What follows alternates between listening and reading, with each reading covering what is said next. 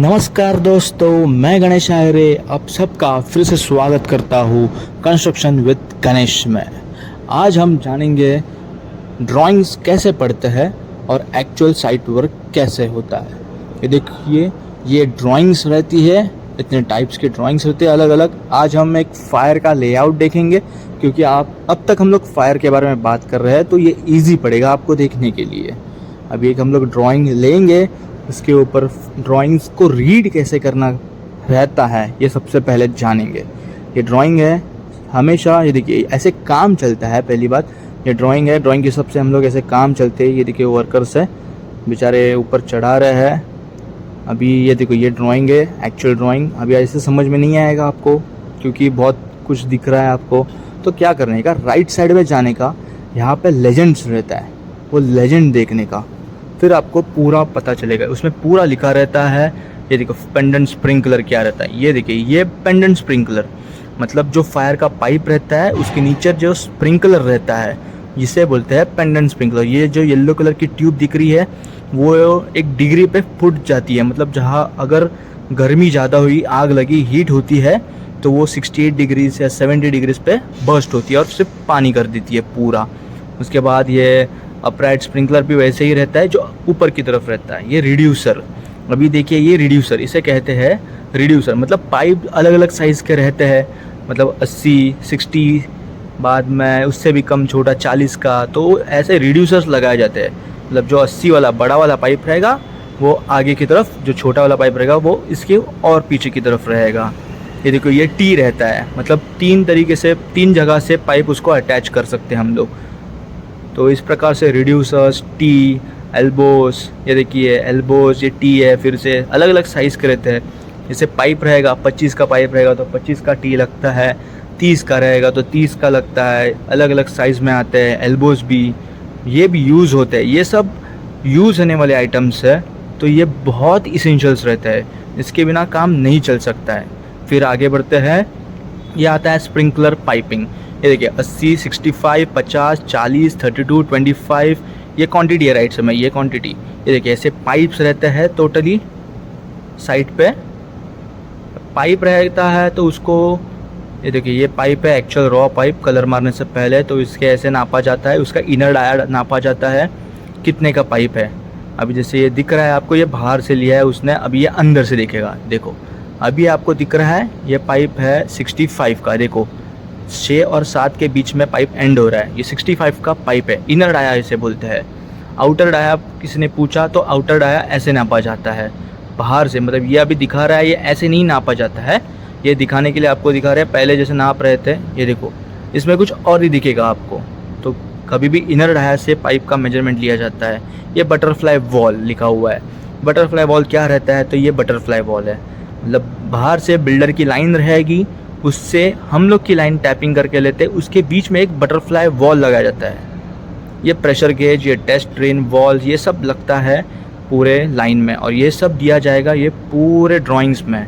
जैसे अभी ड्राइंग्स में आपने देखा, उसका सिंबल भी रहेगा। यहाँ से लाइन शुरू होती है, यहाँ से एक ब्रांच निकलती है, ये मेन लाइन है, हेडर ये मेन है। यहाँ से देखो रिड्यूसर लगा है, सीधा आगे जाएगी रिड्यूसर से। ये देखो ये ब्रांच है, यहाँ पर फिर से रिड्यूस हो गई ब्रांच, फिर से आगे जाएगी। देखो 32 की लाइन है, फिर 25 की हो जाती है रिड्यूसर के बाद। देखो ये इसका डाया है, जो एक स्प्रिंकलर लगाएगा वो 3 मीटर का डाया कवर करता है। आगे का स्प्रिंकलर वो भी 3 मीटर का डाया कवर करेगा टोटल। ये देखिए ऐसे, फिर ये आगे जाएगा, रिड्यूसर लगाए, फिर से ब्रांच निकलेगी, फिर से ये डाया कवर करेगा।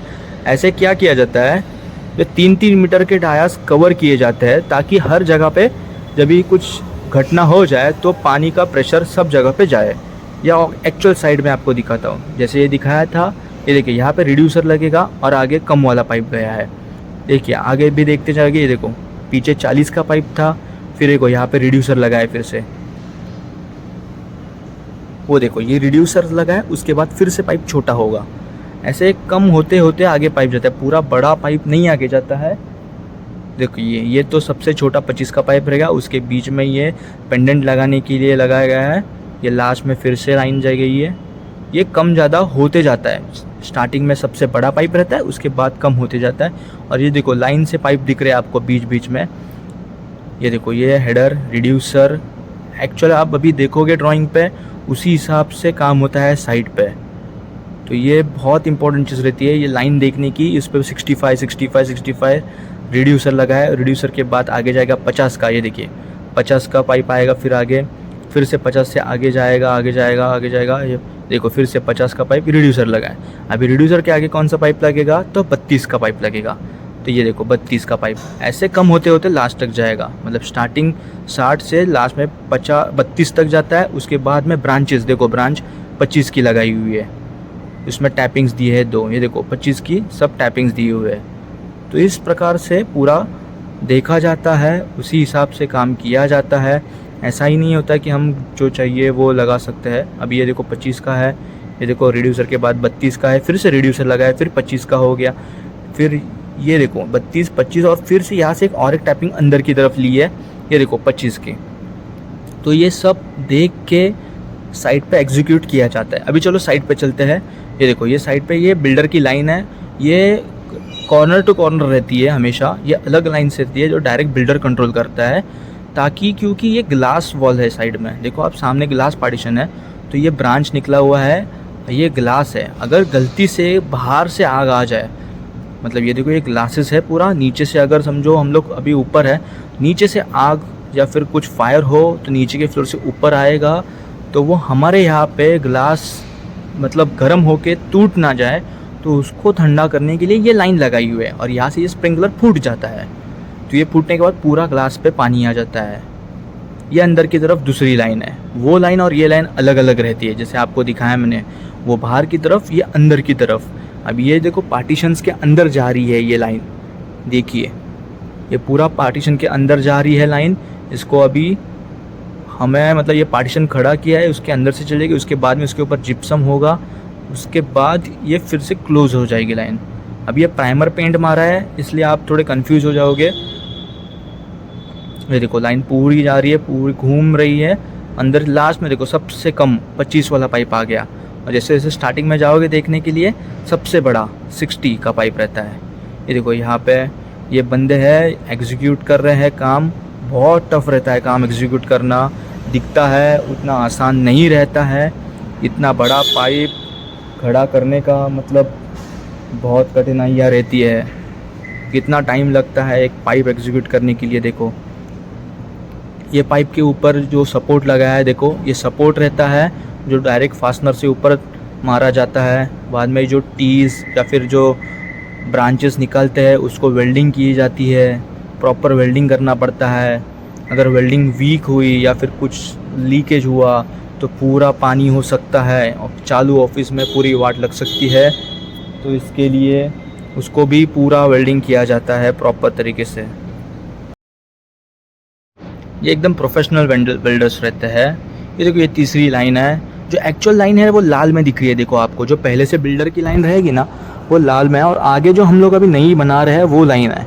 इसके लिए वो सिर्फ प्राइमर मार के लटकाया है अभी ऊपर हम लोग ने सपोर्ट दे के। ये देखिए यहाँ पे जैसे मैंने कहा था सबसे छोटा ब्रांच निकलता है, उसके बाद देखो ये लाइन है, उससे ब्रांच निकला। ये ब्रांच के बाद ये फ्लेक्सिबल लगाते हैं, जो फॉल्स सीलिंग्स रहती है ना उसमें ये लगाया जाता है, ताकि ऊपर पाइप रहेगा और नीचे सिर्फ आपको वो स्प्रिंकलर दिख जाएगा, बस बाकी कुछ नहीं आपको दिखा। ये ओपन स्पेस एरिया है तो इसे ऊपर रखा जाता है और अच्छे से किया जाता है ताकि दिखने में भी आसानी से दिखे, क्योंकि आजकल सभी ऑफिसेज में या फिर फिट आउट प्रोजेक्ट्स में ऑलमोस्ट ओपन सीलिंग रखी जाती है। तो फिनिशिंग भी उसी लेवल की रखनी पड़ती है हमें, उसके ऊपर बहुत ध्यान देना। तो चलिए अभी के लिए रुकता हूँ, फायर का टॉपिक बता दिया है मैंने, अगली बार नए टॉपिक के साथ मिलेंगे, तब तक देखते रहिए कंस्ट्रक्शन विद गणेश।